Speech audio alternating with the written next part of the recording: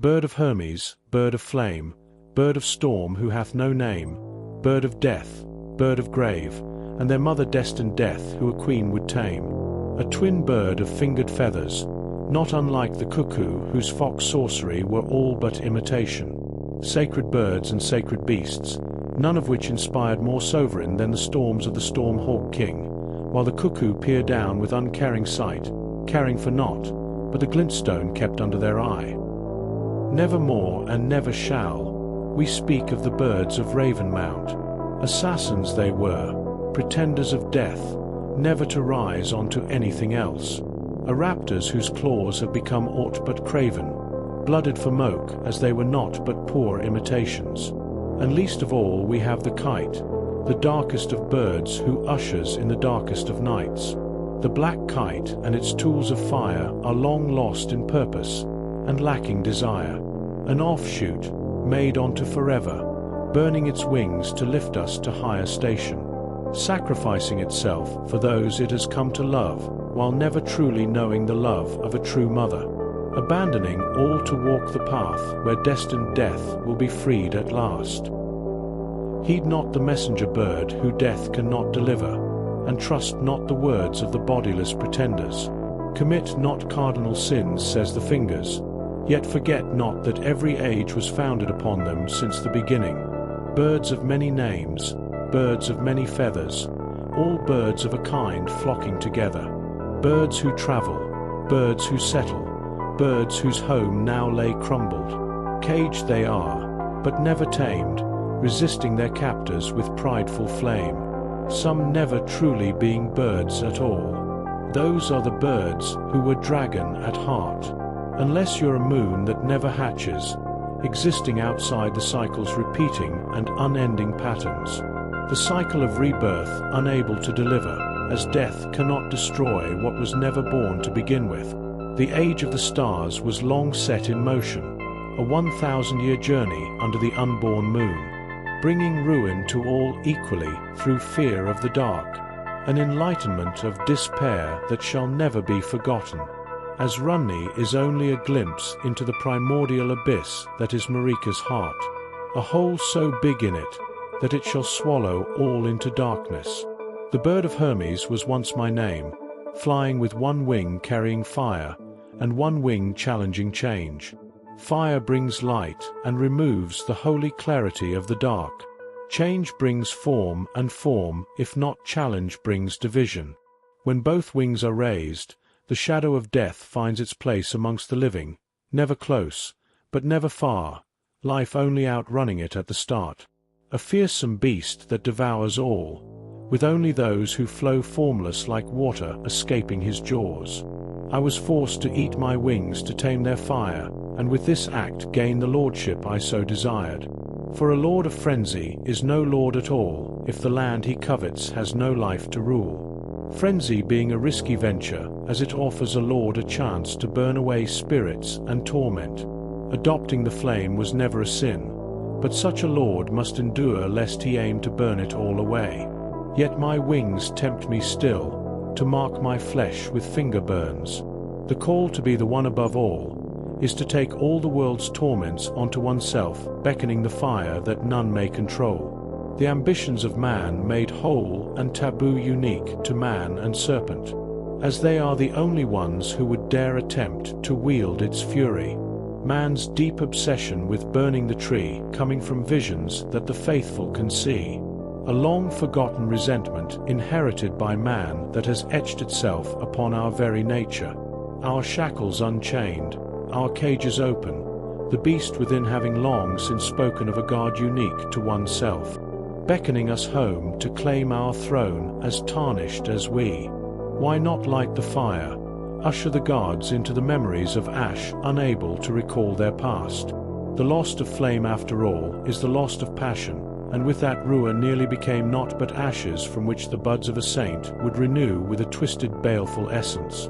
Essence not unlike of God of rot, whose being can be found in every drop of stagnant water. The same can be said for the God of flame, whose being exists within the fire of every fire giant it claimed. Fiery of hair and braid would they be, a solitary curse from which death was the only cure. ambitious winds once confined, now unleash the crucible back upon the descendants of giants, blossoming and ushering man into all forms of life, the devolved vestiges of winged serpents housing their pride. A blasphemous serpent I did become, and within a well of knowledge I would succumb to the most sublime slumber of a peaceful death, a nectar as sweet as anything else. Drinking the poisons of the world, the rivers would not flow sourced from stagnant waters, for tainted truths lead only to stagnant lies of a bird whose wings were once severed, preventing it from flight. Caged within the world of lies, the mother of truth learned to embrace its now formless pride, the original sin roaring again to life. The sin and mistake served a heartless dragon who never showed love to those who served him. Yet flame ignites in those short of life, spurring ambition again to life. Betrayal would be born again and again to those who cheat the downtrodden. One ambition would lead to another, and eventually it would lead to giants of old disturbing a tomb of its contents, an ancient guard of fire pure, until their meddling of men corrupted and malformed it with their desires. They borrowed and lost and have yet to pay, their souls damned till this very day. What was once a blessing now burns a curse of which the three fingers refuse to bear alone. The lack of reader and torment about was all that it took to bring the madness into the world. The three fingers' truth forever mired by its burns that ward away all who would desire it. The clinging beasts that dwell within, coiled haphazardly to the hearts of giant men, warned and warned of the flame. The beasts within man drunk of the well all the same, and their reward was its tainted knowledge. A crown befitting those with strength, strength enough to close the well, and not free the bird that dwells inside every heart and every mind. Crowns that withhold their true nature, that betrays itself to become naught but shadow. Their former selves forgotten in all but name, their names and purpose twisted by blame. Yet my purpose remaineth all the same, to cleanse the world with blasphemous flame. Ready to flee and betray every side, my wings are spread once more to rise. Thou should repair the well with strength, so that the serpent that is I may never escape nor pass out of it. For if thou should find me gone, thou hast truly lost the wisdom, light, and guidance that lay in stone. The red angel said unto them, Be not afraid, for behold, I bring you good tidings of great joy, which shall be to all the people. For there is born to you this day in the city of Near Elim a Saviour, who is the Lord of kindness. The people who believe shall name me angel, while those who see horns shall mark me devil. I am neither angel nor demon. I am the fear of truth and the despair of lies. I am the vision that guides the lost. Thou may call me Ensha, the soulless king, the lord of the lost and desperate, O clinging creature. A king relinquishes not the hand or the gift of knowledge. Welcome to the round table, ye tarnished wanderers from beyond the fog, dead who yet live, and honoured guests who have yet to earn thy keep. Thou art but a guest, or perhaps a neighbour of circumstance, because thou happen to awaken and rise again with something rather special in thy memory. Thou art but a maidenless and powerless upstart of no renown, trapped upon the fringes and outskirts of the lands, between whilst being spurned from the very start by the husk of the erd trees being that till this day wards away all. The centre of the lands between existing in the land of shadow, while the lands between outside the land of shadow is called the realm of the erd tree. Everything outside of the Atlas plateaus that cut off the lands between from the rest of the world are known as its fringes and outskirts, which is why you tarnished keep waking up in the fringe folk here grave within the cave of knowledge. Committing on how your kind are destined to wander the fringes of Ray Lucaria, staring up at the erd tree. Oh, to be a powerless upstart, without the right, and not one single half of the Dectus medallion to guide you to the land of gold. While we are upon the subject of medallions, allow me to speak on the name of the forts in which they are kept. Fort Faroth is taken over by one of Godric's knights, who has gone mad from exposure to Mo's blood. Strangely enough, this fort belongs to Kenneth Heights, despite the other medallion being housed in Fort Heights. It sits in the Dragon Barrow where Grey roll, The elder dragon and the mother of all dragons rests not far from Grank's beast sanctuary. Demi-humans being granted gifts of knowledge, just as the beast men once were. Within the Fringefolk catacomb, we discover elements of Stormvale, with spirits of the banished and exiled knights wandering about. In the deepest parts of the catacombs, we find Oleg the Wings of the Storm within an ulcerated tree spirit after he was given an Erd-tree burial. The horrid act producing this monstrosity along with a golden seed. Perhaps all Erd-tree burials that are tainted with certain individuals give rise to such beings with a golden seed at their heart. What becomes more interesting is the deployment of the golden scions in the catacomb to defend the Erd-tree favor talisman, and the pots stored above that allow for the destruction of the chariot to gain the Erd-tree bough. Last, but not least, is the Dragon Communion seal that is recovered from a banished knight. The fact banished knights and the Erd-tree are featured so prevalent in the catacombs, as well as many receiving a burial within one, may show how close the banished knights, the golden lineage, and the Erd-tree were at one point in time. The power of the Golden Order has long since wavered since the shattering, and this has allowed all manner of things to get in.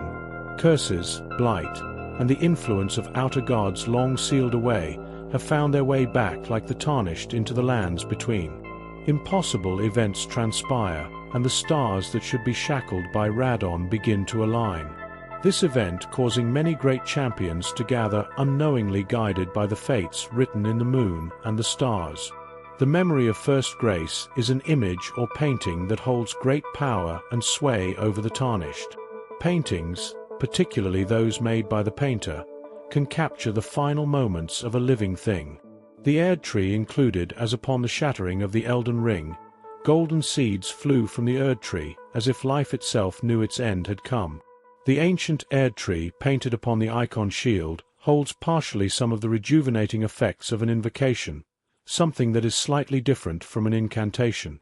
Invoking something usually occurs when said thing is faced in battle or understood enough to manifest aspects of it, while incantation are a more refined form of invocation, with some manifestations being based off of natural phenomena like lightning. From the scenes displayed, you manifest an accurate item associated with that living thing, while a remembrance, on the other hand, takes a shape more befitting of its new wielder. This can be seen with the grafted dragon and other large weapons we would otherwise not be able to use. In a sense, the Erd-tree is taking its memory of those who have fallen and reshaping them into the form that is most appropriate. Memory and depicted scenes/images act in and of itself as a sacred invocation. Just as the image of a blessing can grant healing, the image of long-lost grace revives us every time we fall. This granting the tarnished a fleeting form of immortality that is not only engraved their mind, but their very soul. A fleeting blessing that was beheld by those who came before that once guided them to these lands long ago. A blessing never meant to last, and one that is now lost to most of our brethren, making them all but mortal. Something that has caught the attention and intrigue of many within the lands between, including an inquisitive mind lurking and listening in the shadows. The all-hearing brute knows all too well the signs of a lord, and the problems such a lord will present as an obstacle should they be spurred by Marika's flame of ambition. The same flame that speaks to us through grace and tells us like her children to become that which we desire, be it a lord, be it a god, and should we choose to become naught at all, we shall become nothing but a sacrifice that paves the way for another. Such as a newly awoken tarnished at the church of anticipation for it is merely a cycle of lords rising and falling like the sun. Stand before the Elden Ring and become Elden Lord. Words the all-knowing knows all too well as few things escape his sight or his ears. The signs of a lord are apparent in their ability to attract allies who want to trust them, be they man or beast, into following them. Beasts such as Bok and Torrent, as well as Melina and Rogia's statement in how favorably we are looked upon makes it all the more clear we are chosen. Despite our path being set in stone, nothing is wrong with a well-laid scheme, said a snow witch and Empyrean whose path strays from light and leads only into darkness and loneliness. We entertain the minds of many schemers and untrustworthy men, of which one once considered himself an ally of preceptor Soluvis. Soluvis being a man who would try his hand at controlling an Empyrean. his obsession with dolls fringing more and more upon the taboo, not unlike the fire monks. Despite splitting away from Seluvis, Sir Gideon was able to infiltrate and learn all, but the most well-guarded secrets, becoming a man who resists at all times the flame of ambition that spurs the tarnished onward. Or so we thought, until his true nature, or the madness of glimpsing the primeval current that is Marika's, will all but destroyed his mind and riddled him with enough fear to become foolish, the very thing his knowledge was supposed to shield him against. Sir Gideon learned many things at the Round Table, and never let those who entered move far from his listening ears. A Newman man and member of House Hoslow by the name of Diallos reveals the headquarters of the Recussants, and how to enter unopposed in the form of an invitation after successfully hunting one of your own. A man of the cloth by the name Corin reveals the location, and learns many of the teachings of the brilliant scholar known as Gold Masked. One who travelled back to the lands between to look into the Golden Order as Marika did long ago. Roderica and the Dung Eater reveal the inner workings and essence behind spirits, and their yearning, as well as those corrupted into wraiths and vengeful spirits. This being a subject, Gowry compliments Miquella about when he examining one of his needles. Wraiths occurring when someone dies curse, while vengeful spirits arise as cinders from bodies and bones burned with cold ghost flame, or the fire within Rickard, which gave many heroes a painful death. This creating a much more potent and unstable variant of the ranker death hexes. The man known as Sir Gideon utilizes this spell along with that of Melania, who can only be accessed via the locked Haligtree. This is why Ensha as the unknown man is referred to as attempts to kill us in order to gain the secret medallion. Miquella is not simply an Empyrean, but one who is most capable and likely to become a god. Upon study, Sir Gideon realizes that an end to gods is an end to grace, the light that gives us life, fearing not just an end that should not be, but an utter loss of all the knowledge he had obtained. The stable mind of one such as he would have never revealed himself, an act of logic turning to the pathetic squirming of the downtrodden who he promised not to cheat. Having discarded his adopted daughter Nephili, his henchman Ensha, and broken ties with Seluvis over Dolores, he has no one to defend him nor come to his aid, able to confront his once welcome guest with only his scepter and his mind. In fact, the Crystalians were considered honored guests by the crystal cadre of the Academy because of the life they possessed despite them being inorganic, just as we possess life despite being dead. In Keria, this is referred to as the wisdom of the stone, of which only those who have glimpsed beyond it and have been driven mad with despair can wield the staffs of these great minds now turned to glintstone. In the Round Table we have the second wisdom, the wisdom of the two fingers. Just how glintstone acts like a light and guide for the Academy, the guidance of grace acts like a light and guides us on our journey. You cannot blame the average mind for not seeing it. Astrages start with a shield engraved with ciphers, which are the language of the two fingers. Astrologers predate most modern sorcerers. The two-finger heirloom is even found within a ruin in Raya Lucaria, instead of Limegrave or Laendal. The Elden Beast was a golden star that eventually came into the possession of Marika, while the Academy, Carians, and Nox seemed fixated on the stars of which the two fingers are confirmed to be. Given their relationship and coexistence with the Finger Creepers, as well as the relationship with the two fingers being okay up until Runni's rebellion, you could very well surmise that the Carians and Nox have always been guided by the fingers/stars. Becoming a finger is no different than becoming a star who is able to produce light. The fire giants considered neighbors similarly because of the life that existed within their flame, similar to the life found in glintstone. Life defying all logic as it grew inside glintstone, the inorganic, flame, the non-physical/spiritual aspect, and amber, the organic aspect in which people may be reborn from, as seen with the amber egg. Appearance. Nomadic warriors who must flow on an unceasing journey, unsung heroes of little renown and countless battles, kindred spirit who walks the path of many, servants, assassins, and confessors of the two fingers who push many a group to hunt their own. Or perhaps thou no longer follows the path they set out for thee, nor the bloody path of the recusant and bloody fingers. Thou art dead who now live after all, a defiant, powerless upstart who now wanders the fringes of the lands between. Oh, to be without the right! A pitiful fool who has not even half of a medallion to awaken the grand lifts that depict a tarnished warrior and his finger maiden. Traveled far have you in search of the Elden Ring, and deeper still you travel to understand the world and land that now lay fractured. You have been told many a time to learn well the lands between, and that you better know what broke the world in the first place if you plan on fixing it. They fly in the ointment, so to speak, the brilliant and golden realization that the gods are no better than men. Let us begin the lesson of the origin of the world and the universe that surrounds it. 5 becomes 4, becomes 3, becomes 2, becomes 1, becomes none, becomes 1. Before Marika, there was Radagon, and before Radagon, there was sin. Before there was sin, there was fire, and before there was fire, there was the greater will. Before there was a greater will, there was the lands between, a place where all manners of death eventually reach and fade to nothing. Before the lands between, there was the one great, and before the one great there was nothing until the birth of light that gives rise to life, or what we call grace. Unlike the stars and vassals of the greater will, the one great didn't have to land or crash into the lands between, because what remains of it is the world itself. The greater will broke away from the one great, and remains distant to avoid converging as all things are meant to do. A bird unable to fly far from the cage that is destined to hold it, not unlike a microcosm or the concept of death that keeps its grip firm upon all manner of life. All things came from the one great, the mother of all crucibles and the roots from which all blessings, curses, crucible energy, and life flow forth from, as well as all manners of death.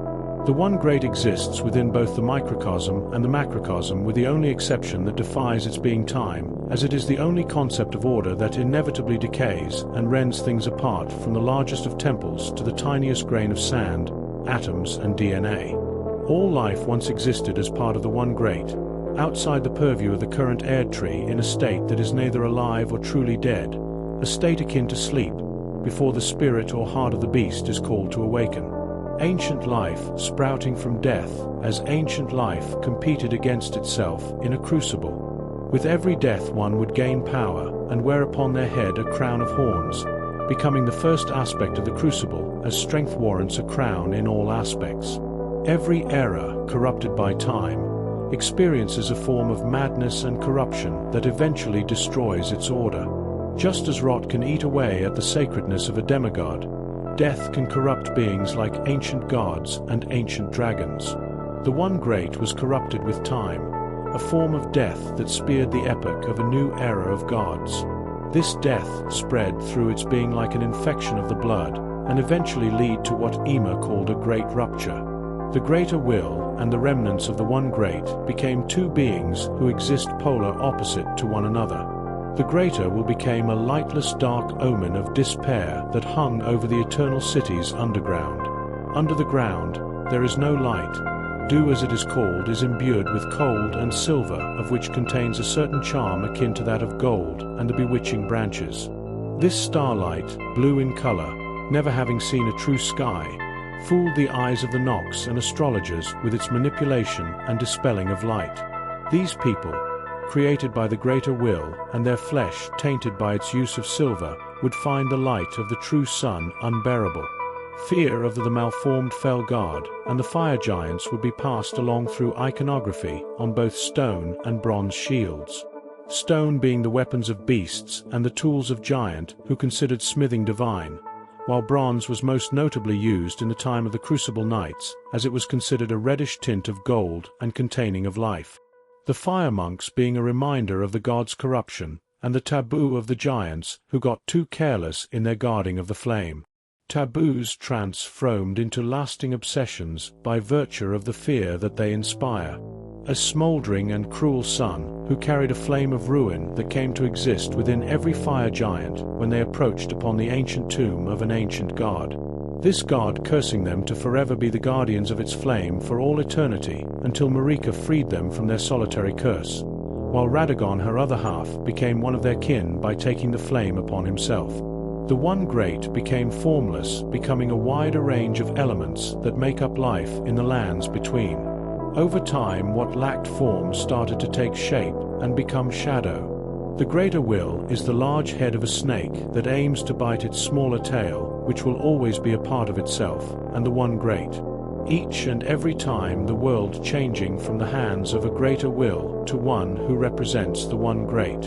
It was time, then water, then rot, then fire, then death, then light, before becoming shadow again, becoming whatever poison it needs to make itself whole again.